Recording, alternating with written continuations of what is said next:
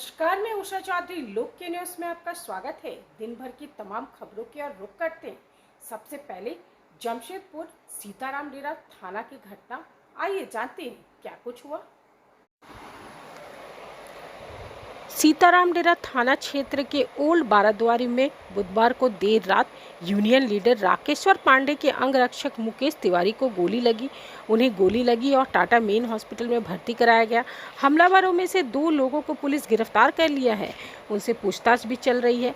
मामला आपसी विवाद का बताया जा रहा है। ओल्ड बाराद्वारी में ही मुकेश तिवारी का मकान है, जहां उनके कारोबारी मनोज जायसवाल एवं उनके गुट के साथ झगड़ा हुआ था। इसी झगड़े में उनके बीच जमकर मारपीट हुई। एक पक्ष में हथियार निकालकर फायरिंग कर दी, जिसमें 2 गोली मुकेश तिवारी के जांघ के पास लग गई। तत्काल लोगों की मदद से उन्हें टीएमएच लाया गया, जहां उनकी इलाज चल रही है। इधर घटना की सूचना मिलते ही सिटी एसपी मुकेश वाकद, साक्षी थाना प्रभारी संजय कुमार सहित अन्य पुलिस पदाधिकारी अस्पताल पहुंचे। पुलिस के अनुसार फायरिंग अपराधी मनोज जायसवाल ने की। गोली चलाने के बाद उसके साथ आए लोगों तो मौके से फरार हो गए, लेकिन मनोज जायसवाल को लोगों ने पकड़ लिया और जमकर पिटाई कर दी। घायल कारोबारी मनोज जायसवाल को हिरासत में लिया गया है। उनके पास से लाइसेंसी रिवॉल्वर बरामद किया गया। उनको घायल हालात में टाटा मेन हॉस्पिटल लाया गया, जहां उनका इलाज चल रहा है। घायल अवस्था में ही उसे टाटा मेन हॉस्पिटल में भर्ती कराया गया। अगली खबर, सुप्रीम कोर्ट में इलेक्टोरल बॉन्ड मामले में एक याचिका दायर की गई है। इलेक्टोरल बॉन्ड मामले में एक एसआईटी का जांच कराने की मांग की गई है। एसआईटी यानी स्पेशल इन्वेस्टिगेशन टास्क फोर्स का गठन किया जाए। हाल ही में एसबीआई द्वारा चुनावी इलेक्ट्रॉनिक बॉन्ड का डेटा जारी किया गया था। उसके बाद मौजूदा सरकार पर काफ़ी आरोप भी लगाए गए थे। इसी बीच अब देश के सर्वोच्च न्यायालय सुप्रीम कोर्ट में चुनावी बॉन्ड योजना की जांच विशेष जांच दल द्वारा कराए जाने की मांग की याचिका दायर की गई है। ये याचिका सुप्रीम कोर्ट के वरिष्ठ वकील प्रशांत भूषण के द्वारा लगाई गई है। वैसे सुप्रीम कोर्ट में ईवीएम और वीवीपैट में भी 100% वेरिफिकेशन मिलान को लेकर भी सुनवाई हुई है। सुप्रीम कोर्ट ने फैसला सुरक्षित रख लिया और कहा कि चुनाव हम कंट्रोल नहीं कर सकते। ये डेटा के लिए इलेक्शन कमीशन पर भरोसा करना होगा। झारखंड के जमशेदपुर में वेदांता होटल खोलने की घोषणा की है। शहर के बीचों बीच स्थित ये होटल समकालीन भव्यता और स्थानीय विरासत का एक बेहतरीन मिश्रण है। इस अवसर पर बोलते हुए आईएचसीएल के प्रबंध निदेशक और मुख्य कार्यकारी अधिकारी पुनीत चटवाल ने कहा, हम भारत के पहले नियोजित औद्योगिक शहर जमशेदपुर में वेदांता का अनावरण करते हुए प्रसन्न है। जमशेदजी टाटा द्वारा स्थापित और उनके नाम पर जमशेदपुर को कई टाटा कंपनियों की मौजूदगी के कारण टाटा नगर के नाम से भी जाना जाता है। यह उद्घाटन वेदांता ब्रांड की शुरुआत को चिन्हित करेगा और शहर में आईएचसीएल का दूसरा होटल होगा। वेदांता जमशेदपुर रणनीतिक रूप से गोलमुरी रोड पर स्थित है, जिसमें 95 सुसज्जित कमरे हैं, जिनमें से प्रत्येक के सुरम्य पहाड़ी दृश्य दिखाई देते हैं।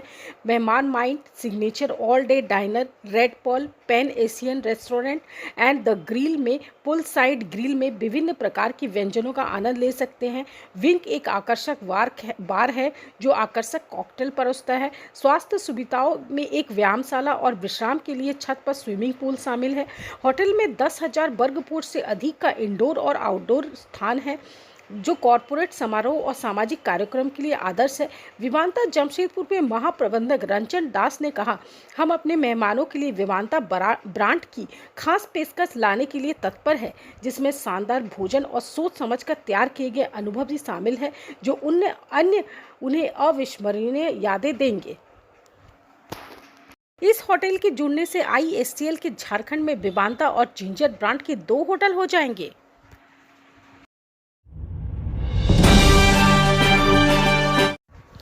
झारखंड के पूर्व मुख्यमंत्री हेमंत सोरेन ने अपनी गिरफ्तारी और ईडी की कार्रवाई के खिलाफ सुप्रीम कोर्ट में एसएलपी दाखिल की है। शीर्ष अदालत ने हेमंत सोरेन से कहा, हाईकोर्ट से फैसला लंबित है, उन्हें लोकसभा चुनाव में प्रचार करने का मौका नहीं मिल पा रहा है। अब जस्टिस एस चंद्रशेखर और जस्टिस नवनीत कुमार की बेंच ने सुनवाई पूरी करने के बाद फैसला सुरक्षित रख लिया है। इस पर कोई फैसला नहीं आया। अब सुप्रीम कोर्ट में दाखिल एसएलपी में हेमंत सोरेन की ओर से गुहार लगाई गई है। फैसला नहीं आने से वह लोकसभा चुनाव के प्रचार में भाग नहीं ले पा रहे हैं। उन्होंने सुप्रीम कोर्ट में अंतरिम जमानत की भी मांग की है।